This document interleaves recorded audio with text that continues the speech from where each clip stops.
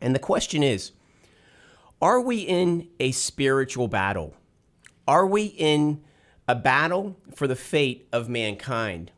Are we in a battle of dark versus light, of good versus evil? Are we in a battle with the stakes being higher than we ever imagined? The question is, does the enemy have a say in these battles? In every battle, there is pain. There is difficulties.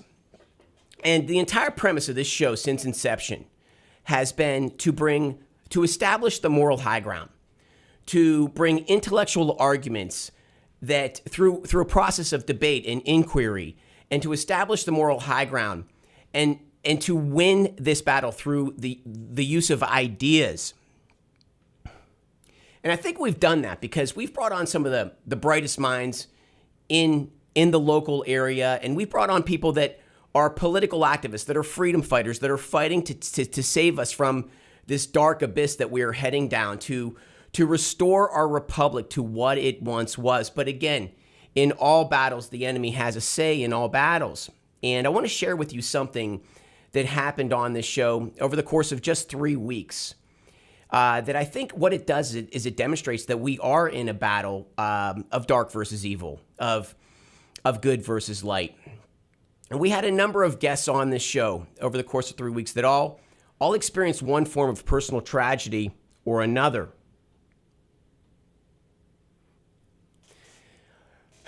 And the first guest I'm going to talk about is a local businessman, and he was coming to the show, and what he did is he called and he said, "Hey, listen, I want to bring my elderly mother on the show, and I want to bring her on the show, and she'll just sit as a guest in the audience to watch her son on the show."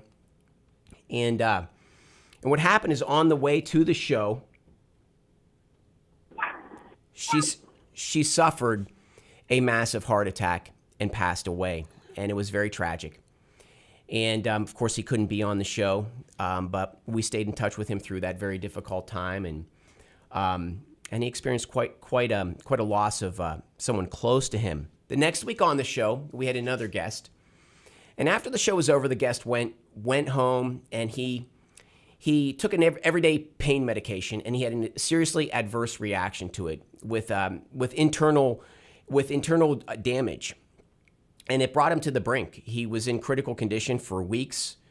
And of course, we stayed in touch with him during that time, and it was a traumatic event for him. And finally, we had a third guest on. This is all in less than a month. And after the show was over, that guest, his family was subject to a vicious dog attack. And a dog attack where all of his family members were okay, but they did lose their family pet in that attack. And so again, so these people are on the show, and then 1 week after another, I'm getting these phone calls where they're sharing these personal tragedies. And to me, it becomes clear that yes, we are in a battle of dark versus light. We are in a battle of good versus evil. We're in a battle of ideas, and the enemy has a say in all battles. And, by the grace of God, all of those men, they survived their ordeals with trauma. And but these men, the men that come on the show, they are freedom fighters. Yes, the enemy has a say in all battles, but these men get back up, and they're freedom fighters. And within a short time, they're calling me back, and they're talking about their next activist event, their next campaign for freedom, the next issue that they're taking on to save the country. But the point is that we are in something bigger than what we really imagine, and it's time for everyone to take note of that. We are in a situation where the fate of mankind rests on our actions, on whether or not we sit on the couch or we get in this political battle and we begin fighting peacefully through political activism to take back our country, to restore it to what it once was, to restore morality in our society and end this decay that we can see on every street corner.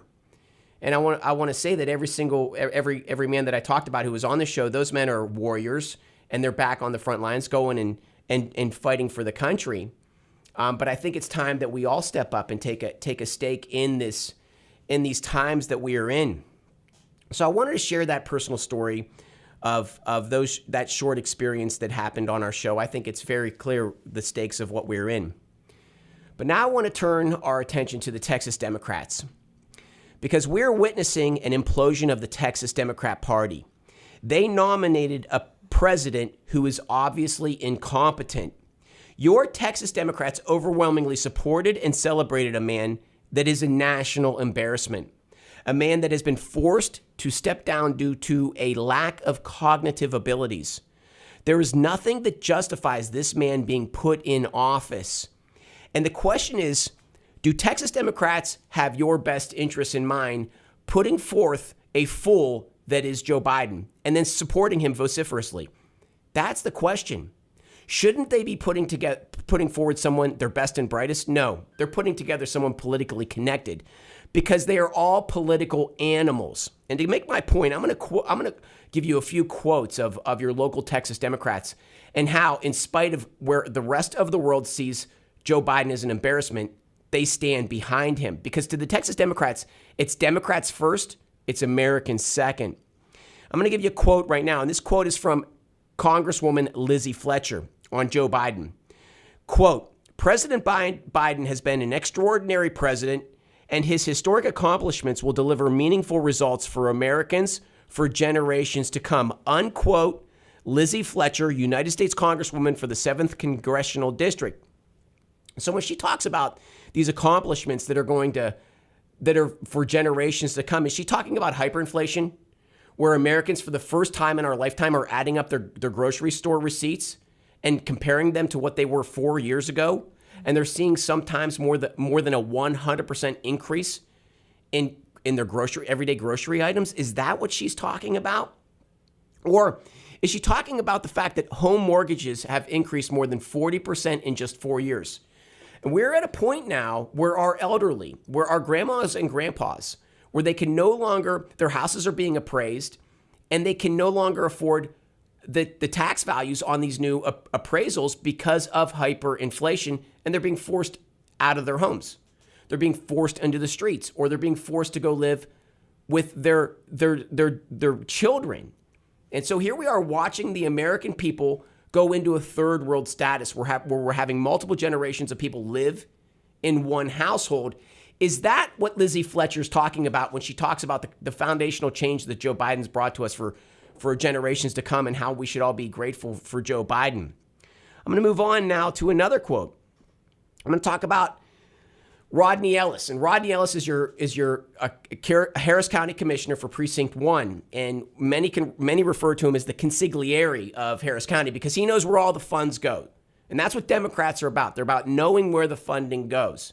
They'll say whatever they need to say to get you to vote for them, but for them, it's all about knowing where the funding goes. And this is Rodney Ellis talking about Joe Biden. Quote, "Thank you, President Biden, for your decades of service to our country. Your love of America has been a steady hand guiding us," unquote. When he says that, is he referring to the border? The border, where our border is coming unraveled, where we have 130,000 fighting age men coming over the border, oftentimes with a trafficked victim in tow? Is that what he's talking about? So you could go today to the on-ramp to the HOV lane on 59 South at the West Belfort entry, okay? I want you to go there. And when you go there, what you'll see homeless people sitting in their own feces, okay? That's what you'll see on our streets. You'll see them sometimes fully naked because they're dealing with the heat and the horrific conditions that they have to live in. But that's what's on our streets. I take no judgment on those people. I place all judgment on the establishment that are imploding our economy and forcing people into these dire situations. If you go to this section of the on-ramp for the HOV lane on 59 South, what you'll see is the homelessness. You'll see drug needles. You'll see bottles filled with urine. You'll see cardboard boxes of homes. You'll see prostitutions. You'll see these migrants coming over. Where do those migrants go at night? Whose houses, whose backyards are they going in? Right? How many hypodermic needles are being thrown in our parking lots to be stepped on, to be for us to trip on? Okay, is that what Rodney Ellis is talking about? These are the questions of our time, and these are the dark times that the Texas Democrats are bringing to us. And this is the Chris Heasley Show. And on this show, we will bring you all of the ideas, the information, the content that you need to take back your city, your country, your town, your county, your village, your borough. Because the truth is that activism at the local level, it gives you the best bang for your buck. And by taking back the country, we're going to do it at the local level. You know, one of the things that we like to do is we like to talk about Joe Biden. But the truth is, your Texas Democrats, it's like we have 100 Joe Bidens, and they're all local. They're all living in our neighborhoods. So we need to shift our attention from critiquing Joe Biden to critiquing our local Texas Democrats. And on today's show, we have Lana Centonze. Did I pronounce that right? Centonze. Lana Centonze, and she is Republican candidate for Congressional District 18, and we're going to talk to her about all of these matters. And we have G2 on the line. G2, are you there? I am. Ah, great. Excellent. Good deal. Well, there you go. You have my opening monologue. I kind of went, I think I was just really blatantly honest about what we're doing. You know, I have to drive to that on-ramp, 59 South, the on-ramp at West Belfort to the HOV lane. I have to drive through that, and I have my children in the car. Right. And they have to see this scene that is today's America. And that's something that I didn't have to grow up with. That's something that G2 didn't have to grow up with. And what kind of an effect is that having on our children when they see these homeless people in the most dire situations out on the street? You know, what kind of effect are they having on us? And I want to make the point that's all brought to us by the Texas Democrats. That's the worldview that they have. They never have foundational changes that need to happen to fix our world. They always have a political game. And so, Lana, I'm going to hand the floor over to you. What do you think about what I said? Am I spot on, or am I missing something? Well, Chris, thank you so much for having me here. I'm so happy that you have invited me to just share my heart with the audience out there. As we know, we are in a spiritual battle, right? Every day we get up and we can make good decisions or bad decisions. You may have a sibling who one will go the right way, the other one ends up doing things like crimes. Is because of the fact that we are in a spiritual battle and we have to make good choices. So choose the right pathway. Go be on God's side. The second thing is Biden has opened up our borders. Our borders are being flooded, especially with young men. At first, the American people were saying, oh, they're coming to work. Okay. Come the right way, apply and come in and come the right way. But now we're seeing a lot of our young women are being killed by these young men. We've got to stop this. We've got to secure our borders. We've got to make sure that our citizens are being protected. And we've got to do something with our open borders. This has gone on too long, and it's time to make changes. It's time to elect officials that will protect the American people and not think about their own pockets and not think about their own selves. Also, with Sylvester Turner, he doesn't agree with ICE. Come on. We've got to secure our borders. We've got to secure the American people. If we're not going to support our police, we're not going to support ICE, which helps with our borders, then what's going on? We've got to elect people who will protect the American people. Okay, great. And I want to just let the audience know that Lana, again, what congressional district is it that you're running 18. Running for Congressional District 18. And that district was held by Sheila Jackson Lee for a lifetime. Yes. And now Sheila Jackson Lee is passed, so your opponent is Sylvester Turner. Okay. And so when Lana is talking about Sylvester Turner and ICE, and of course what ICE does is they're our federal agency that does immigration enforcement. Okay, they're the ones that make sure they're the ones that we're relying on to get this human trafficking element out of our midst. And so when she does that, when she talks about ICE and Sylvester Turner said that Houston will not assist ICE agents with immigration raids. So there you have it. Clearly, Sylvester Turner supports this migratory invasion on our southern border. G2, are you on the line? I am. G2, does Sylvester Turner have it right when he says that when he was mayor of Houston and he says that Houston will not. He will not support ICE in raids for illegal immigration. Well, that's, of course, something we're seeing everywhere. You mentioned a moment ago that you drive through your neighborhood and you see these sites on the sidewalk, sites that we really never saw before. You know, people laying in their own feces, people urinating all over the sidewalks, their drugs, and people walking around. I don't know if you've seen the zombie thing where they're walking all bent over and they can't even stand upright and they just sort of sway back and forth. We didn't have these scenes a few years ago. A few years ago, none of that was normal. But now it doesn't matter whether you're in Houston or whether you're in Baltimore or Chicago or Dallas. You're going to find those scenes in every part of the country. So this has been a very purposeful transition. And what you mentioned, you know, not enforcing those policies of arresting people that are committing crimes, which we've seen in all those cities.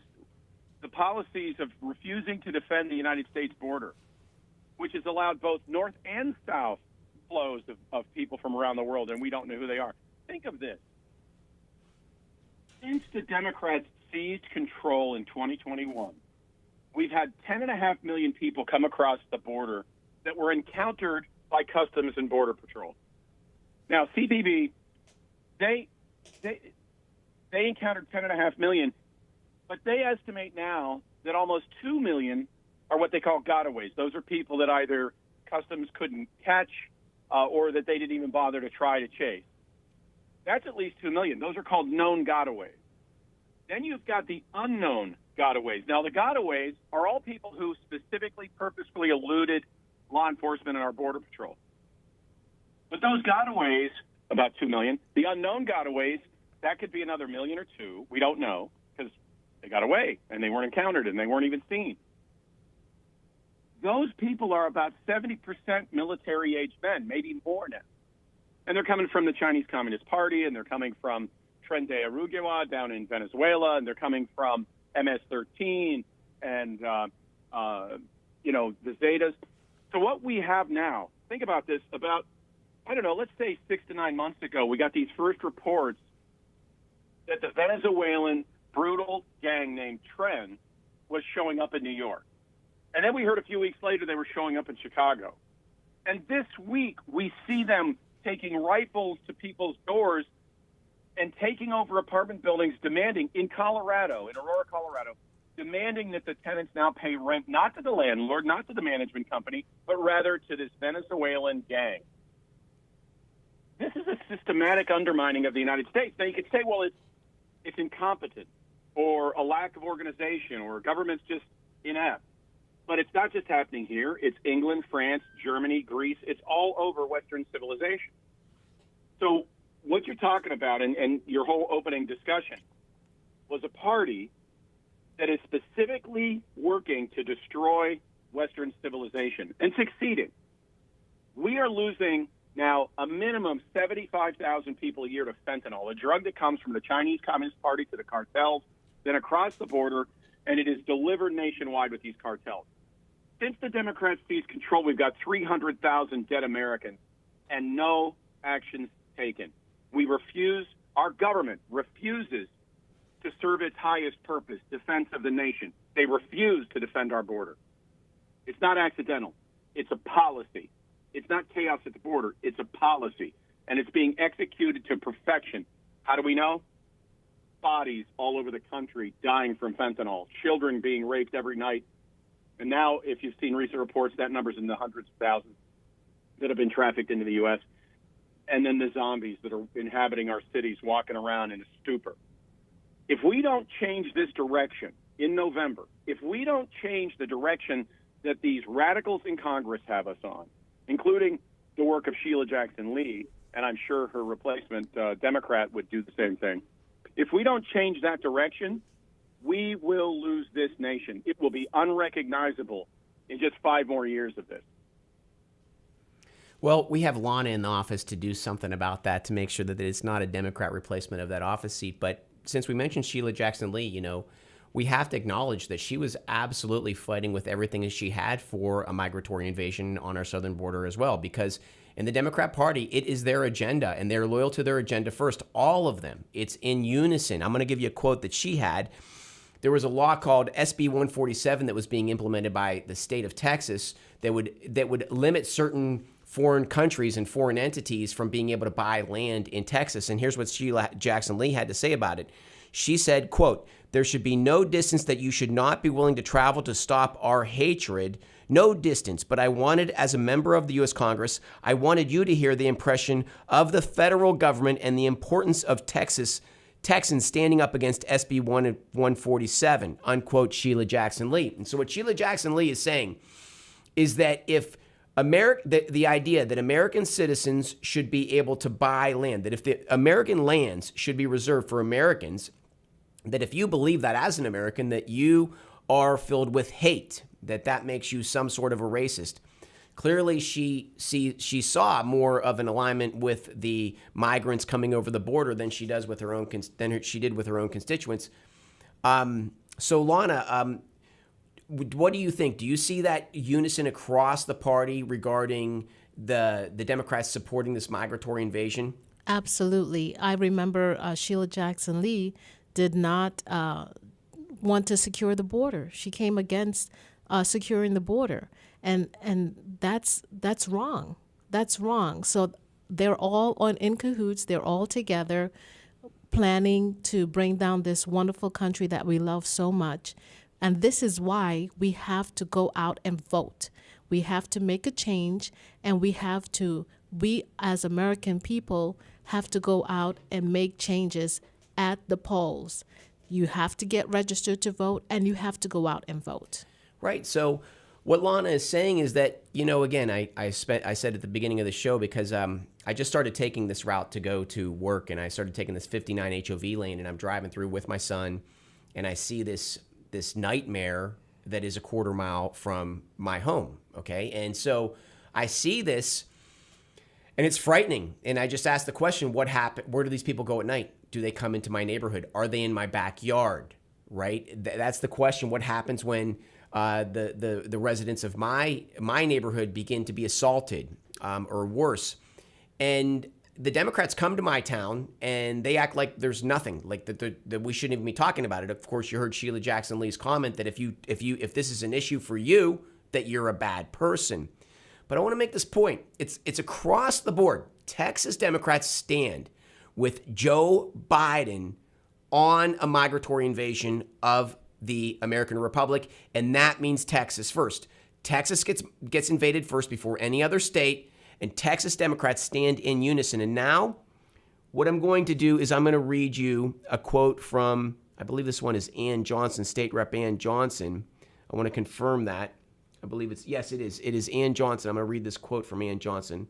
Let me pull it up, where she also makes the point that that we should all be standing behind a migratory invasion. Here's her quote. Quote, "The minute you say people who are not citizens don't get the protection of the law enforcement, then they become targets and they become a higher victim population," unquote. So what Ann Johnson's doing now, Americans are being assaulted every day of the week.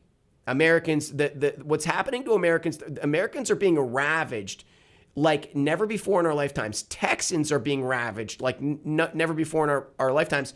And Ann Johnson, Texas Democrat, what she does is she makes a pitch fight in defense of migratory invaders, okay? We see their interest. The Texas Democrats across the board support a migratory invasion. So G2, how to what extent is this migratory invasion at this point? Like, how many of these people are coming over, and have the Democrats, have they offered up any kind of a defense of Americans in this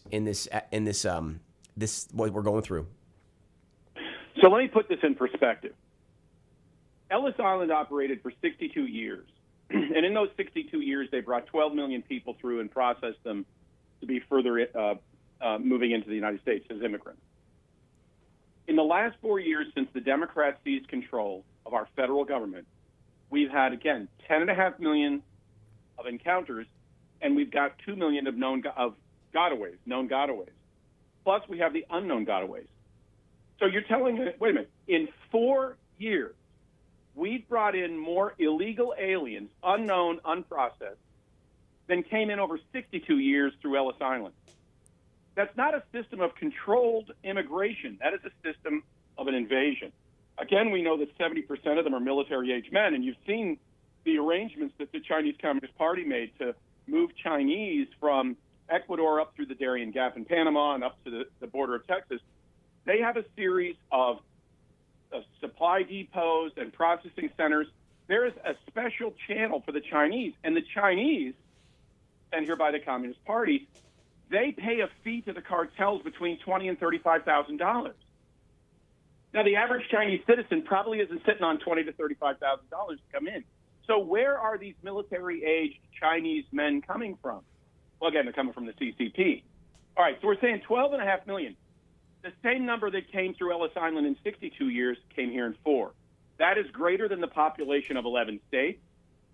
That is 1.5 times the population of the Houston metropolitan statistical area, the greater Houston community, which I think is about 8 million now. It's 1.5 times the city of Houston. It is 3 times the size of Cleveland. It is, well, and if you just look at Cleveland proper, not the MSA, it's 10 times the size. So when you think about this, we brought in an entire state. Pennsylvania is 12 million people. That's how many of known gotaways and encounters we've had. Yeah, this isn't just simply some people that want to come in to pick fruit or work in chicken factories.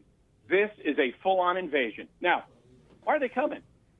It was announced in Oregon this week on a flyer put out by something called the Hacienda Community Development Corporation that they were making $30,000 grants available to non-citizens. Now, the way they did their flyer, it said non-citizens. When there was this flyer, obviously was met with outrage. And when it was met with outrage, they changed it and said, oh, no, it's available to both citizens and non-citizens. But the reality is only non-citizens are getting it. There are 5 criteria you have to meet. Well, you have to meet two of 5 criteria in order to qualify for these grants. One of those 5 criteria is not being able to speak English well and feeling that you've been discriminated against because English is not your first language. Another is you've been discriminated against because of your citizenship status. In other words, because you're an illegal alien, you have not maybe been able to get a job or you haven't been able to be voting. You feel discriminated against. If you meet those 2 criteria, you can get a $30,000 grant that citizens are not getting so that you can buy a home that citizens can no longer afford. This is an attack on the American people.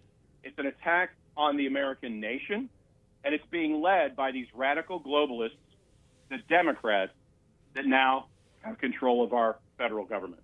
Lon, is there anything you want to add to that? Absolutely. I think that's insanity. That is insanity. When you think about Ellis Island, the amount of people who came over on Ellis Island and the 4 years of the Biden administration equals the same amount of time with Ellis Island. Do you want to have another 4 years of that? That's another 12 million people. That's insanity. We've got to make changes. This cannot happen under our watch. We've got to make changes as American citizens. Well, the one thing I like to point out is that the Democrat Party, it always presents, the Texas Democrats, they always present themselves as the defender of the little guy, the defender of the minority. Of course, when they do that, it's a divisionary tactic where they're saying one half of America is bad. Of course, that's not good to do that. And then they're saying the other half is a victim. It's a divide and conquer tactic. And I think it's time for all Americans to rise up against that. But again, getting back to the point, they say that they are the defender of the minority, and they say that they are the defender of our Black Americans, okay? They say this over and over again, but the truth is that this migratory invasion will replace, they are coming here to replace our jobs, and they're going to penetrate the Black and Latino working class first. They will take them out first. And that is what your Texas Democrats are working to make happen. They're working to make sure that this migratory invasion replaces our working class Americans, largely minority. And so I like to point that out. But now what I'm going to do, But however, Sylvester Turner presents a completely different message. Okay, and the message he presents is I'm following his Twitter feed, and what he did is he retweeted a Kamala fan group tweet where it's a quote, and it says, "The Biden-Harris administration has created 2.5 million jobs for Black Americans. They've achieved the lowest unemployment rate for Black Americans, brought down the gap between Black and white employment, and invested $16 billion in HBCUs." So everything we're seeing on the streets is hyperinflation. We're seeing unemployment. We're seeing an economy propped up with funny money, with extra printing of cash by the Fed. That's a house of cards going to crash. We see a migratory invasion replacing our workforce. But according to Sylvester Turner, we are all, don't believe your eyes. Don't believe your eyes. He's got the statistics and everything is just fine. Lana, what's your response for that? Well, we know that the Democrats love to buy votes, right? So the African Americans and the Hispanics, they'll go into the low income community and show them and say, "Oh, I'll give you this and I'll do this for you." But yet still, when they get into office, they don't do it, right? And over, we've seen that year after year after year. Guess what? The Black Americans and the Hispanics are waking up, and they're realizing that they've been taken advantage of all these years. And they're saying, come on, the Democrats make all these promises and they never fulfill them.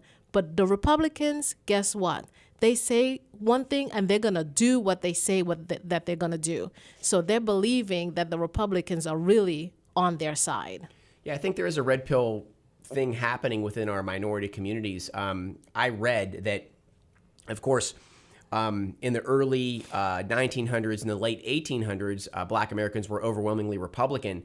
I've read that we are near those levels of support for the America First agenda today as it was back then. So I think that we're watching a transition. G2, what about those stats that Sylvester Turner retweeted? That the unemployment is in a really good shape for Black Americans. They've got jobs, their income's up. How do you interpret that? Is Sylvester Turner on the mark, or is there some funny business in that message?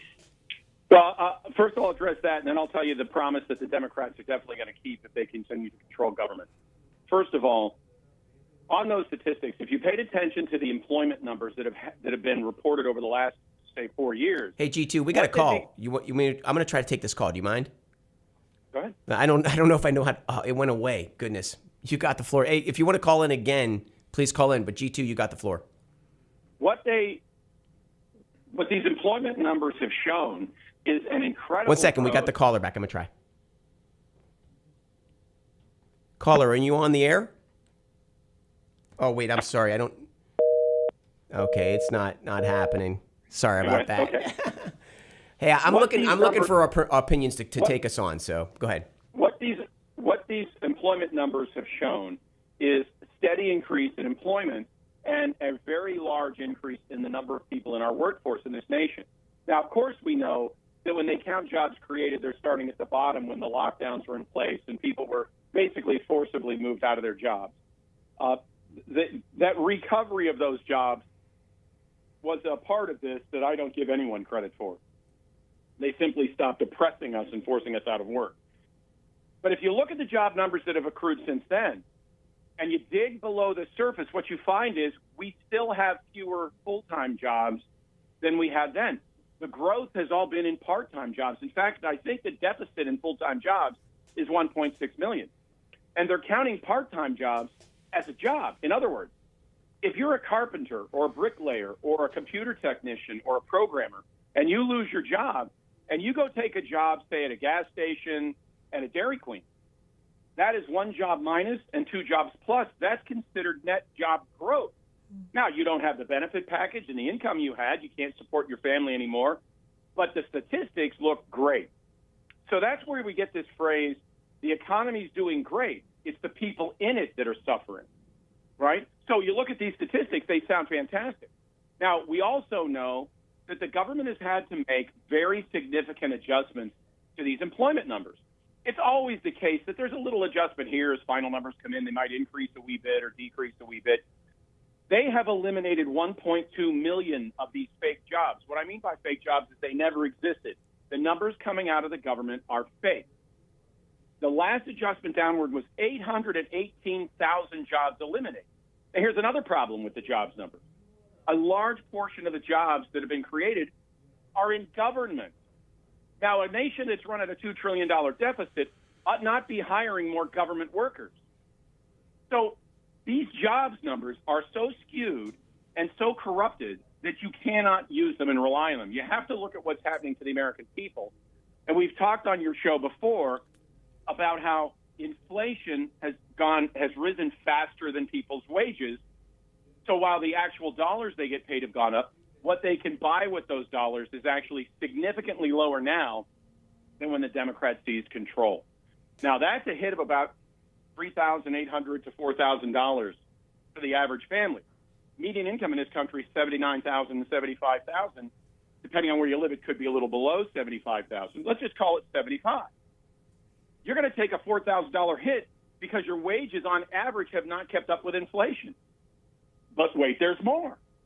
With the increases that the Fed implemented to try to stop inflation, driven by this crazy government spending, not by corporate greed, by the crazy, irresponsible government spending. If you take the interest burden that the average family is taking on, that's another $4,000. So the average family with a median income of about $75,000 has lost $8,000 of purchasing power since they removed Donald Trump from office, since the Democrats seized control. That's an economic disaster. So we're looking at GDP growth and these great employment numbers. We say the economy's great. Yeah, but the people aren't getting it. It's not coming through to the American people. So this is why, first of all, we have to change policies. Now, here's the promise the Democrats are going to keep. If they continue to control the White House, and if they get people, if they control the House and the Senate, and that is this: they are preparing to grant citizenship to all illegal aliens. We're talking about somewhere between 15 and 20 million people that will be granted citizenship, and that means 20 million more voters. Of course, they're confident that they're going to vote Democrat. They've also started something called the Welcome Corps, where an illegal alien can now bring in 5 people from his family or his community back in his home country. He's not a citizen. She's not a citizen, but they can reach back into their home country and bring in 5 more. That's called the Welcome Corps. You'll find Catholic Charities deeply involved. Catholic Charities is making significant amounts of money trafficking people across the border. They're going to keep the promise that this invasion is not only going to continue, it is going to accelerate. They're going to increase the incentives, free citizenship, immediate citizenship, and they're going to continue to keep the border undefended. This nation, with 4 more years of this, will be transformed and unrecognizable. What you talk about seeing on your way to work, we're going to be seeing that everywhere. These gangs that are seizing apartment buildings and demanding that the rent be paid to them instead of the owner, that's going to become commonplace. This nation is under assault. And if we don't stop these policies, we won't recover. And that's why it's important we get people in Congress who are willing to fight, and we take these radical Democrats out. So, Lana, I'm glad to hear that you're running, and I hope that you're successful, because we need people like you who are willing to plant their feet and fight for their communities, for their state, for their nation, for their families, in order to turn this corner. Absolutely. Thank you so much. You know what? I want to address those guys the gangs that's in Colorado. You know what? That's insanity. Why would they allow them to make these people take American citizens' money? These people should be deported immediately. Immediately. If you know this is going on, then get them out of this country. To send them back to the country that they belong. They don't belong here. If they're coming here to destroy American values and American people, get them out. The other thing is inflation is so high. We're seeing moms and dads getting 2-3 jobs just to make ends meet. We're even seeing older generations where they should be relaxing and enjoying life, going back into the workforce. And this is what they're counting as jobs being created. These are not jobs being created. These are people who are struggling, and they're trying to make ends meet. So this is time for change, people. Come on, make changes. This is time for change. So what I did to prep for the show, because Sylvester Turner's running for that office against Lana, is I went to his Twitter feed, and I just took a look at his Twitter feed. And what you see there is you don't see anything about the issues.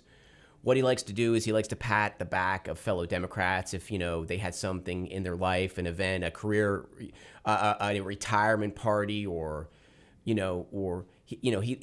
always patting the back of fellow Democrats, or he'll do an occasional something on a like a historical event or something like that, but he never talks about the issues. And what I see with these Democrats, because again, I'm looking for their content. I'm looking for their content because I want to quote them, because their quotes at this point are so absurd. Their agenda is so absurd. I just need to quote them. I just need to read one of their quotes and present it to the audience. And there's almost no quotes from Sylvester Turner, right? You look at it's all fluff on his Twitter feed. And it's the same thing with most of these Texas Democrats. And of course, we all want to get him in a debate, but they're never going to do it. If Sylvester Turner was sitting in this audience right now, he's paper thin deep on intelligence. He wouldn't last. I mean, I would like to think that I'm fairly certain that he wouldn't last a second in these debates, because here we are talking about all the issues, immigration and fentanyl and all of these things. And when you look at his Twitter feed, it's all about birthday parties and and things of that sort. And so what I'm trying to say is this: I'm going to ask you both. Do you see these Democrats sort of running from the issues at this point? Go ahead, Lana. Well, we can see with Kamala Harris, right? She has no issues. Still on her website, there are no issues that she says that she's going to fight for American citizens. So if it's coming from the top, what do you expect for everybody else? And half the time what Sylvester Turner is doing is he's retweeting Kamala Harris or her Kamala Harris fan groups. But there is one guy I see who actually does fight for these issues, and it's Gene Wu. I mean, he at least will go out there. I mean, I disagree with everything of his platform, but he's like the only one that will go out there and present their agenda. But the rest of them they're just running from it. G2, what do you think? When you listen to Kamala Harris now beginning to talk about building a border wall, no tax on tips, and other points that she's making, she's actually now somewhat adopting Donald Trump's platform. She, of course, voted against the border wall years ago. When you look at what they had in their Democrat convention, which was a shocking display, they had for the first time country music. They had flags on stage. They haven't had flags on stage in recent conventions as I remember.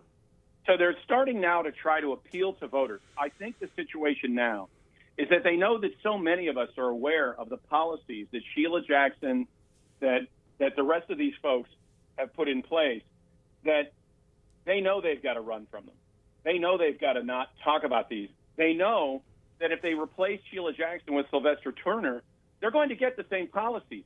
So the Democrat Party, including Walz, Harris, and the other prominent candidates, and of course, also including Sylvester Turner, in many cases are trying to sound more like normal Americans who want a nation that's free and prosperous and safe and secure. Well, of course, that's not anything that they believe in, but they need to seize power again. They need to maintain this grip so they can continue the attack on America. Yeah, I don't think there's anything sincere about any pro-American policy they put in place, but Harris wrote down her immigration plan. It really is the invasion we're seeing today, but on a much higher, much more rapid path. She wrote that down. We're not making that up or sort of dreaming it in some fever dream. She wrote it down. I don't know why anybody would write this down, but she did. So on one hand, they don't want to talk about issues. I think Trump's done 40 interviews in the last 40 days, something like that. He's done interviews that are multiple hours of interviews, unscripted. She's done one 18-minute interview with a Democrat operative, Dana Bash, that was scripted, edited, and she had a chaperone with her. They are hiding from themselves. They're trying to hide themselves from us because they know the American people are figuring out. I'll tell you that I believe that right now, Donald Trump and the conservatives that are trying to restore American security, that are trying to restore the American Constitution, I think we're at least 5 to 10% ahead in the presidential race. I set the polls aside. A lot of voters don't get polled. And if you look at polls on other things, not the presidential race, you start seeing some numbers emerge that support this idea. I think it's 5 to 10% ahead. The Democrats are panicked. The Harris-Walz handlers, whoever it is that controls them, panicked. So they're trying to appeal to us by sounding as if they don't hate this country. But don't be fooled. Look at the policies. Look at the actions. Look what they've done. They want this country permanently transformed, and they're not going to stop unless we stop them. So if you look at this show, what we talked about today, we talked about homelessness. We talked about the fentanyl at the border. We've talked about inflation, Fed policy, so on and so forth. But one of the issues that you'll find Sylvester Turner is really passionate about is homosexuality. And this is across the Democrat Party. While Americans are hunkered down and weighed down in the we're in the weight of everyday life, paying our bills in a hyperinflation era, a depressed economy, our domestic oil supply is eroding. For some reason, with the Democrat Party, the Texas Democrat, homosexuality, for some reason, it tops all of those issues because that's in Fort Bend County, they are regularly having homosexual celebrations. And I don't understand why it's a driving imperative for Texas Democrats to have more homosexuality in Texas. It makes no sense to me. In my opinion, sexual preferences are a personal matter, and we should have no agenda to drive that issue in one way or the other. Just let people be. That's for private moments.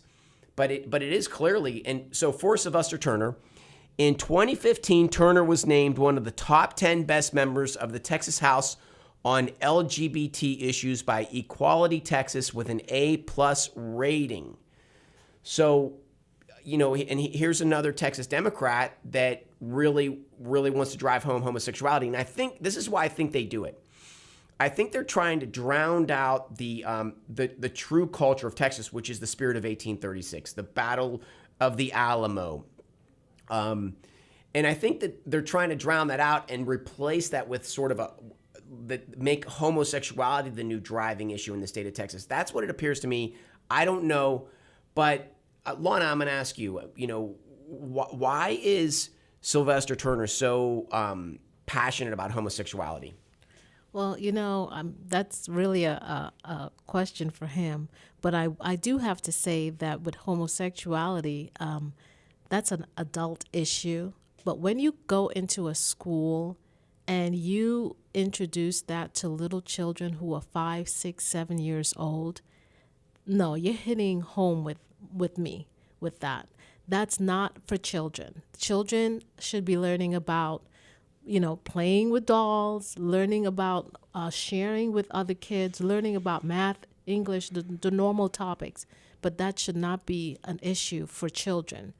So that's actually for adults, but not for children. G2, what do you think? Is Sylvester Turner trying to push homosexuality on the people of Texas?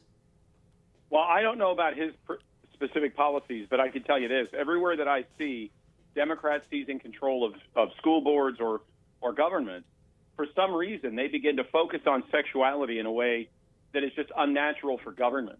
It is unnatural for government to be spending so much time telling its citizens how they should be, how they should treat people. This isn't the role of government to talk about sexuality all day. And Lana, to your point, when you go into a school today, you will see these rainbow flags. Well, they're not talking about, pots of gold at the end of a rainbow. They're talking about marketing homosexuality and sexual issues to children. I say marketing because if you go into some schools today, I saw one a couple of years ago in a middle school, there were flags everywhere, posters about sexuality everywhere, billboards about sexuality throughout the building. It was incredible, the amount of marketing that was being done. Now, what's the impact of that? Well, New Jersey is rife with this. They've had a 4,000% increase in students in school who identify as, quote, non-binary, unquote. So this is having an unnatural impact on people. Now, this community of teachers and politicians that are obsessed with getting children involved in drag shows and getting children involved in sex parades in towns like San Francisco. This is not normal. This is not acceptable. And as they try to make it seem normal and acceptable, I think we see one of the darker elements of this devious, evil agenda. You know, to your point, Lana, let's leave the adult issues to adults. Let's leave the child pornography out of schools. And for those that don't know, yes, there is child pornography in many, many schools. It's well documented. Let's leave the teachers talking about math, not talking about their personal sexual journey. That's not appropriate for a middle school teacher to be talking to an eighth grader about, right? Let's leave the adult issues, as you said, to the adults. Let's get the schools out of the sexuality business. Let's get the government out of the sexuality business. Let's just let the government fulfill its narrow set of responsibilities, the ones that it often ignores, defending the nation, for example. And let's let the schools focus on education, math and science and history. Let's get them teaching again instead of grooming our children. Right. I mean, what I would like to hear, I would like Democrats to return to their roots. And what I'd like to hear Texas Democrats talk about is industry, about protecting local industry, about lowering taxes, about restoring our currency, about building our troops up but bringing them home. That's the sort of things that Democrats used to be about. And today, their issues are diversity, sexuality, and then they just run from and their issues are also about Democrats. They're always tweeting about celebrating each other's birthdays or whatever, but there's not much content out there that is substantive from the Texas Democrats. So, Lana, we're going to close out here. You have the floor. Just tell me what do you intend to achieve with should you attain office? So just to say a little bit about the Democrats, we know that they have an agenda, right? And their agenda is to change the minds of our children. Their agenda is to bring in and bring down this country. But my agenda and my goal and my hope is to build up Texas, is to build up Houston, is to bring in new small businesses. So those who are struggling can now build something for themselves and build wealth. Is for me to have children who are being taught the right things in school. My agenda, my hope is for ending this border, people coming over the border and ending human trafficking. You know, there are 30,000 children who are missing that came over the border. Why? Why is this happening? So to build up this community, to build up our community, to end inflation, to build up and let our economy grow again. But guys, it's time for change and it's time for us to do it. So my heart is for the community and my heart is for the people. G2, do you have anything to add? Lana just spelled out what her intentions are when she gets into office. What would you add to that? Well, I think what you're spelling out as your intentions are the things that the American voter, the American citizen, now has to start holding its elected officials accountable for. We should have never allowed someone with the radical agenda of a Sheila Jackson Lee to be in office as long as she has. That's a failure of the American voter. It's a failure of the American citizen not doing the job they're supposed to do. It's time to turn a corner. So the policy positions that you are taking are the ones that I advocate for everywhere I go. If those are the policy positions you are going to actually fight for and implement, well, then I hope you're successful in this campaign. Because I can tell you the Democrats, they're dedicated to this destruction of the United States program they've been running for these last 4 years. They're not changing course. They're not slowing down. They're going to accelerate. Right. So it is time for a change. You know, did you want to say something, Lana? No. I agree. It's time for change. And the only way we can have change is if the American people get out and vote and make change. I'm going to just finish up. Yep. You know, again, that on-ramp. I'm sorry I keep talking about it, but it was traumatic event for me. I have to take my family through that every day. My children see this.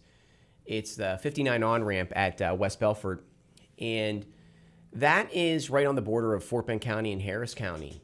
And, you know, the Texas Democrats, they walk through these counties as if they're celebrities, as if they are the people that are fighting for our interests. And I think that it's time that we don't allow them to do that any longer. Those people, and again, I pass no judgment on the homeless people.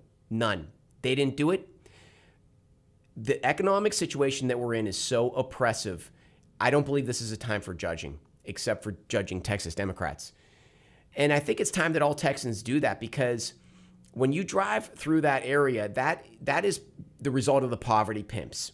And the Texas Democrats do not intend to fix that situation. They don't intend to bring back America to greatness once again. They intend for all of us to be in those homeless camps that are only building, growing, and spreading. We need to reclaim our cities, our towns. We need to reclaim our neighborhoods. We need to no longer accept the fact that we live next to a neighborhood that is a war zone. That neighborhood that is a war zone was at one point in time a nice, quiet neighborhood. And that's what our vision has to be for all of Harris County, all of Fort Bend County, for the whole state of Texas. And with that being said, this is the Chris Heasley Show. I appreciate all of your time. We will be here next week at the same time. Have a great week.